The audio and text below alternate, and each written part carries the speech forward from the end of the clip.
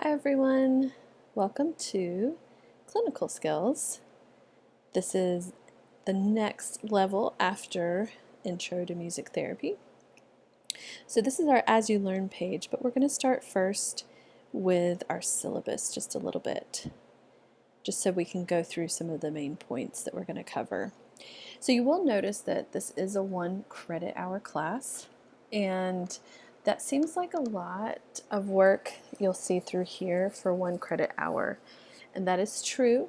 This class is not an academically challenging class, but it is participatory. So it takes a lot of work on your part, but it's to prepare you for practicum. And I feel like a lot of the information that we cover is setting a really, really good foundation for you to start working with clients for real next semester. So I know it's a lot, and we will have some times in class when you can do some of your work and times when you can work together with your peers. So just wanted to let you know about that. My office hours are on As You Learn, so you can look at those there. They're not completely solidified for this semester yet, but hopefully by the end of this week we'll know what they are.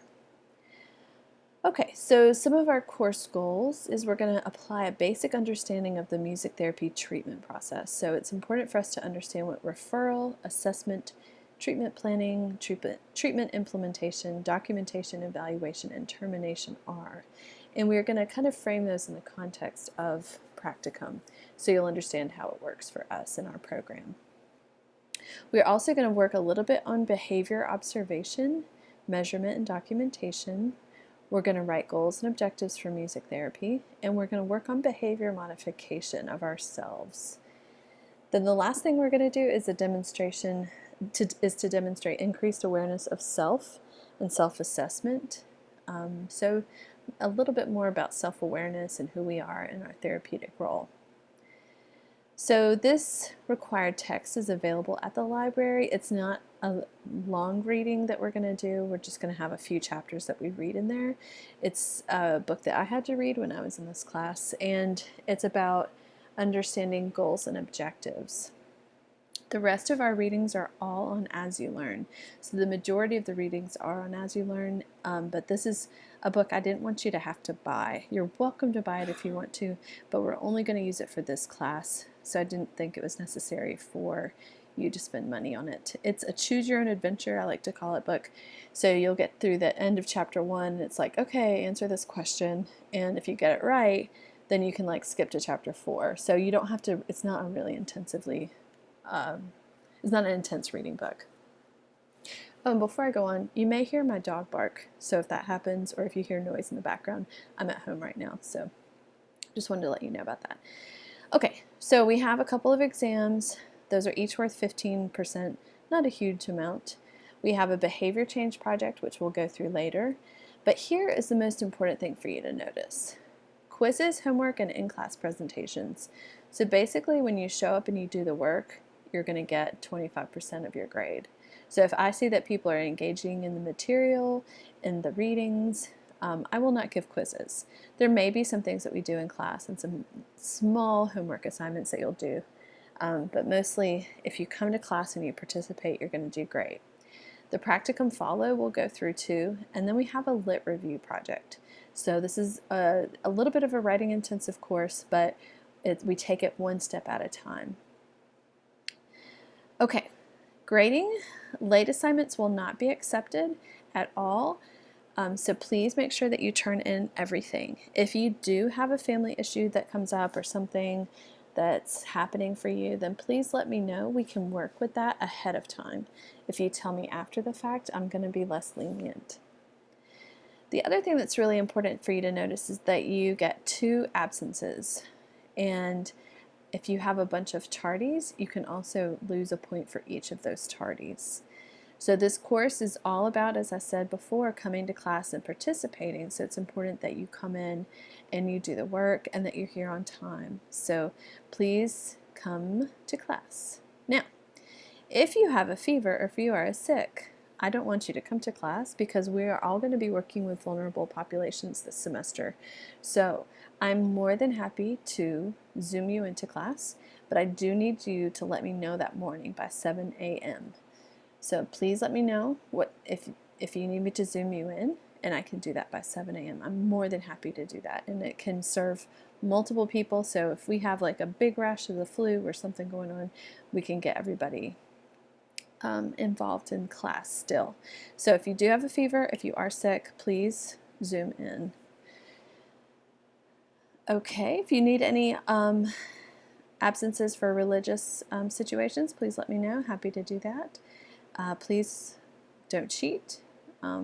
Be responsible citizens in the classroom.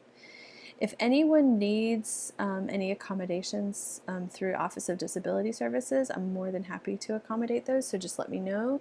ODS will send me a letter electronically and we'll take care of that. It's all completely confidential, so just make sure you cover everything through them. The Counseling Center, you guys have heard me talk about this a ton, but things might start coming up for you as you start working with clients a little bit this semester. So if that happens, the Counseling Center is a great resource. It's also a great training for you as a music therapist. So I think it's important that you take it into consideration. Okay, a bit about professionalism. So we affectionately call this class Practicum Boot Camp. And a big part about being a music therapist is about being professional. And that's something that our program really likes to highlight about our students and about the way that we train you. And it means that you have to grow up a little bit faster than your peers across campus who are in other programs, because we have a lot of expectations of you. So this is one of them. And we are developing professionalism because as of the fall semester, you'll start working a little bit more independently with clients. And so it's important that you develop some of these skills ahead of time. So some of the things that could be an issue in class that I want you to be aware of is using disrespectful language or not using person-first language. So hopefully everyone remembers all about person-first language. So making sure that you do not use social media during class, that you do not study for other subjects during class. I've had lots of people try to do theory homework in class, and that's just disrespectful to me and the rest of the students, so I'm going to ask that you not do that. Texting your colleagues or family during class, of course emergencies come up, but I just don't want to see people with phones in their laps. Arriving late repeatedly. So if you're constantly late, it's going to affect your grade, and it's also a lack of professionalism, and that's an issue for when you start practicum. So, and of course, if you have a class across campus or you have something going on, just let me know. We can figure that out. But if it's just a personality characteristic, let's work on it. So excessive chatting when other colleagues or the instructor is speaking is also a sign of not using professionalism. Any unprofessional email communication with me or with your practicum follow supervisor. So they let me know if there are any issues with you guys when you are in the practicum sites and if there's any communication issues. So that's something that could come up, and I just want you to be aware of it, that needs to all be professional communication. Any other behaviors that show disrespect to practicum follow clients, supervisor, colleagues, or instructors. So violations of these may result in removal from class, practicum follow experience, or reduction in your grade. So I don't want to see that to happen to any of you. So if you have questions about this, please let me know as they come up. Another thing that's going to be important is that we are going to work a lot on writing, and we will do a lot of that in class. And we are going to be working with literature reviews this semester, and you're going to need to use Microsoft Word. So please make sure that you get that. It's free of charge. If you have any problems obtaining it, let me know and I will help you. But you'll need to use that because we use a lot of the comment features, and you're going to upload things to turn it in, and to get everything in line, I think it's important that you use Microsoft Word. So please use that so that you can see all of the edits. I think we've covered this enough. It's just a reminder that quizzes and in-class assignments are worth 25% of your grade, so showing up and being there is really the most critical part of this class. Okay, so let's talk about the practicum follow. So this semester you will follow one of our practicum groups here in Boone. So it'll be it might be in the building if you're with one of the Watauga Opportunity Groups or with WIN, or you might follow a group in one of the school systems or in one of the nursing homes. So you'll get to ride with the students, hang out with the students, see how they plan, see how they prepare. It can be a really, really good learning experience for what it's like to be a music therapy student. And you'll typically go to 3 or 4 sessions. I really want you to go to 4 if possible, because if you go to 4, you can sometimes see change over time in the clients, and that's really cool to see instead of like those one-offs that you did last semester when you were in intro. So we'll see how that goes. Sometimes with weather we have lots of cancellations, but you'll work with the practicum supervisor on making a schedule. And I also like that you think about working with one of the groups that you're very nervous about working with, or a group that feels really unfamiliar. So some of you might have a lot of experience working in schools, and so that might not be the best choice for you. Maybe it's better for you to work with one of the older adult groups. So that might be something that you are unfamiliar with. Or if you're unfamiliar with working with people who are adults with intellectual disability, that might be a great group to work with too. Because it just helps increase your comfort level with a group that may not be as familiar. So after that, you're just going to write. You don't have to take notes while you're there. You don't have to turn in anything. Yeah, please do not take notes while you're there. But at the end, you'll write a 3-page paper, and it's just an informal paper about the site and the population. What did you observe? How did you participate? What were your feelings when you were there? What did you expect? What changes did you notice over time in the clients? And how would you feel if you worked at that site or with this population? So when you are writing it up, or when we're talking about it in class, just make sure that you do not mention any of the music therapy students by name or any clients by name. So especially first names, please do not use those at all. So initials only, or use pseudonyms. All right, the other thing that we're going to do is a behavior change project, and we're not going to really talk about that today because it's pretty in-depth and we don't need to talk about it quite yet. So we're going to give this a couple weeks, but we'll come back to that. All right, now the literature review project is a big chunk of our time, and it's a really important way for you to develop your writing skills, because when you do start practicum, we do a lot of writing in music therapy. And one thing that people have said about us and our students is that they are really good writers. And so I think that's awesome, because I think it shows how much work you guys put into the work that you're doing. So the one thing that's kind of fun about this project is many of you are going to be interested in working with different populations of people. So some of you might be really excited about working with babies in the NICU. Others of you might be excited about working in hospice music therapy, or maybe with refugee populations, or people with substance abuse issues or eating disorders. So there's a whole bunch of different types of music therapy that we're not going to cover, or that you will get experience at with the undergraduate level. So like, for example, if you wanted to work with babies in the NICU, you have to do training post-undergrad to do that. So, but for this project, if you're really interested in that, you could write a paper about it. So I want you to pick something that's really exciting to you, and something that is maybe something interesting or new, or a new area in music therapy. Or if you are just like, I'm absolutely working with adults with neurocognitive disorder, all right, this would be the first time to really delve into the literature. So you're going to do a reference list of 8 sources centered around one population of your choice. So the other thing is, you might want to think about using the population that you're following. You don't have to do that, but it could be something that you want to do. So you're going to do 8 sources, and we're going to just do a reference list of those. And you'll turn those into me on Friday, February 16th. I will go through them and say, okay, these 6 look really great. Number 7 is iffy. Number 8, please don't use it. It's not a really good, strong source. So then 4 of the 8 sources from the reference list, you and I can work together on that. You are going to annotate those. And the way that we're going to annotate them in our class, which might be different than the way you do it in your English class, is we're going to do an opening sentence, a brief description, purpose of the study, concise description of participants, and of the method. So the most important thing here is, What did the authors measure? Were they looking at depression scores decreasing? Were they looking at increased social behaviors for people with autism? Were they looking at increased reality orientation? And then what types of music therapy experiences did they use? That's the most important.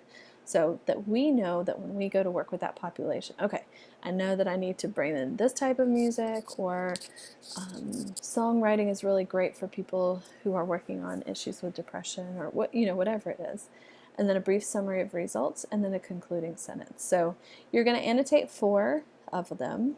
Then we're going to turn that into a rough draft, and then a final draft. So you'll notice that here too, everything is due a little bit early in the semester, and we're going to hopefully get through this. So for those of you who are struggling with your writing, we can continue to develop it a little bit more, because I want this to be sort of one of those skills that you reach mastery at before leaving this class. So if we have to keep working on it until you get the grade that you think that you want, we will do that.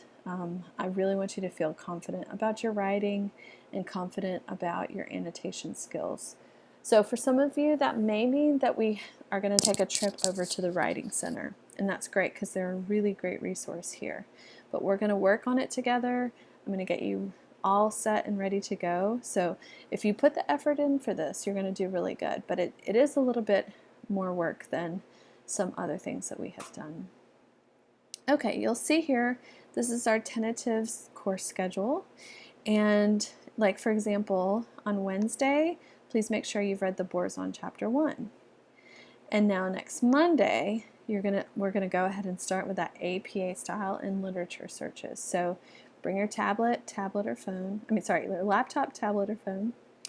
And then we're going to get into the what do we need to find in an article. So we're going to jump with that before we talk about the treatment process. So go ahead and make sure that when you see like the date, you know that you have to read these chapters. And this may change. I anticipate that it will probably change. It always changes throughout the semester, but I will post it on As You Learn, and just make sure you check your email to see that it's updated. All right, so here is a couple of things that are important. Some announcements, news, attendance I will keep every week. If you have questions, you can post them here. Oh, sorry, I'm not connected to the internet, so that I'm going to have to reconnect myself now so I can get back to our page. I did that in case I got any messages that came in, so they wouldn't. Okay, but you can post questions here. Just add new discussion topics. So if you have a question, post it here so that other people will also post, because they may have the same question.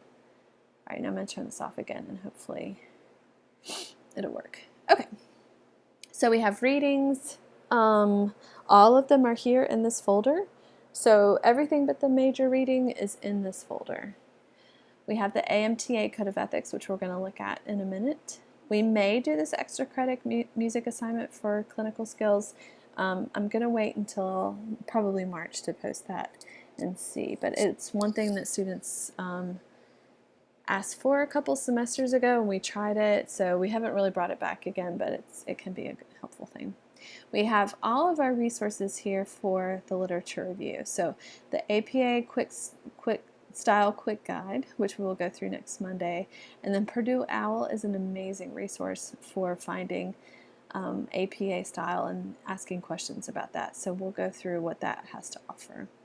We have a lot here about the reference list and about lit reviews, and so this is all really helpful information. Then this next section is about the behavior change project, and so all of that information is here with lots of examples, and then you'll start seeing that we get into the material. So I'm going to skip over that for now. All of the assignments are here, and you'll notice that the majority of them are Turnitin assignments. So those check for plagiarism. So if you have done any sort of copying sentences from the articles that you're annotating, Turnitin is going to pick it up. So make sure that you are really careful about either quoting it, putting page numbers in quotes, which we'll go over how to do that on Monday, or that you've put everything into your own words. So that's going to be really critical to do that. So that's everything there. Okay. I think this is all like the technical stuff that we need to go through. I do want to come over here to the Code of Ethics. So we have the American Music Therapy Association Code of Ethics, which is what we were supposed to cover today in class. And this is kind of the basis for everything that we do. And I wanted to go through a couple things. I know that we just covered this at the end of last semester, but it's easy for us to forget that. Okay, so we've talked about this before, that the welfare of the client is of the utmost importance to the music therapist. Hands down, the most important thing, the client's welfare. But I think sometimes we don't always know what the welfare is. Like, okay, yeah, treat them with kindness and respect, but what does that mean? And it's important to look at the right to safety. So, of course, safety. The right to dignity. So, sometimes the right to dignity means that our clients need to make decisions for themselves, that they get to fail sometimes, that's part of their understanding of we all have to learn. And when we overprotect our clients and don't give them that opportunity to learn, sometimes that takes away their dignity. We want to look at their legal and their civil rights, so making sure that, especially for people with disabilities, that we're doing the best that we can and offering all of the accommodations that they need to be the most successful. But at the same time, we also want to make sure that we're not providing too much help. So it's kind of like that sort of in-between space. The right to treatment, so that they have access to treatment. So if we say that we're going to see our clients once a week, that we go and we see our clients once a week. Right to self-determination, and that's important too, to make sure that our clients are part of the process of choosing the goals and the objectives that we choose to target with them. So self-determination is going to look different for different people. So for children, for example, they might not know what the best thing is for them, but we might work with their parents, or we might work with their case managers or their teachers or their social workers to see things that are important to them, like making sure that, if, for example, they really want to work as a pilot one day, which is a really hard job to have. So I don't know why I picked that one, but let's say they want to do that. But we're working with them, and we might want to incorporate songs about airplanes, or we might want to think about some of the skills that a pilot has to have, the decision-making process. How can we bring that into the therapeutic setting in some way to make them more successful? Self-determination also means that a client is helping to choose what it is that we do in music therapy, how they're involved in that process, that we're always thinking about them and what's important to them, not what we think is important to them. Because if we start putting our values and our expectations on them, that's not really fair, and that's not self-determination. So the right to respect and the right to participate in treatment decisions, and this includes termination too. So we want to make sure that our clients have all of those opportunities. Okay, some of the other things that we think about too, we're not going to discriminate in our relationships with clients. Sometimes for students that can be a little bit hard if we're working with people who may have different values or systems of thinking or ways of expressing those than what we have. So we of course are not going to discriminate against them, but we may need to work through our feelings about them. So, for example, I worked with a racist client one time, and that was really hard for me to deal with. So I had to really be careful about not imposing my beliefs on them, while also making sure that they protected the rights of the people around them, that they were not saying things that were racist towards other people. So it's a fine line to walk, and it can be kind of tricky sometimes to deal with. I also work with some clients that have a very different political affiliation than I do, and that usually doesn't come into conversation, but sometimes it does, and that can be a little bit tricky to kind of handle those conversations without really talking about it. So I usually try to deflect and change the subject, and that seems to work pretty good. Let's see if there's anything else that I was thinking about. Confidentiality is really critical. We will talk about this a lot I've mentioned it before, living in a small town, we have to make sure that we always maintain confidentiality for our clients, because here we never know who's related to whom. All right, I think that's all I wanted to cover today for the ethics. So we'll keep coming back to them. I think the most important thing is that, of course, there's going to be times when there's like one of those kind of gray area ethical situations. It's never going to be the most horrible ethical situation that you hear about like on the news or something like that, or a TV show. But I think an ethical situation that we might get into that would be worth considering is like, okay, Wednesday morning is your practicum group, and Tuesday night you've got to prepare for a test and a presentation, and you also have been invited to go see one of your favorite bands play in the area, and you've got all this work that has to be done, but you really want to go hear the band play, and you need to practice for your practicum site for the next morning. And so what is your number one priority? Is it the things that you want to do, the things that are important to you, or is it practicing for your clients for the next day's session? And it should be practicing for our clients for the next day's session, or maybe it's preparing the visual materials or getting things together for them or whatever. But that should always be the thing that's the most important. And that doesn't mean that you don't engage in self-care, but it's again one of those things that you have to prepare for ahead of time. Like, you know your session's every Wednesday, so maybe you need to practice Monday or Sunday to prepare for it so that you can go to the concert on Tuesday night and get your presentation and study for your exam. So sometimes the ethical situations are the ones where we have to put our clients first ahead of us. And as a student, I know that that can be really tricky because you have so many things that you're dealing with right now in terms of all of your classes. But that's one thing that you would want to think about. Another thing is, when you start going to your practicum sites for your practicum follow, please don't post anything on any social media about it. You can say something like, if you want to, like, oh my gosh, I'm so excited, I finally am following sessions, or something like that, or music therapy is awesome, but you can't tell anybody where you're going, what you're doing. It all needs to be really confidential, so make sure you do that. Okay, that's all I wanted to cover for that. I think that, this is my vision board. I highly recommend them if you ever want to do one. I need to update it for this year. That was last year's, but vision boards are awesome. Okay, I think that's all I'm going to cover today. So if you do have questions in the meantime, please let me know. But now we have the end of the presentation, and I'm going to ask you some quiz questions that I'm going to post on As You Learn, a place for you to upload the answers to.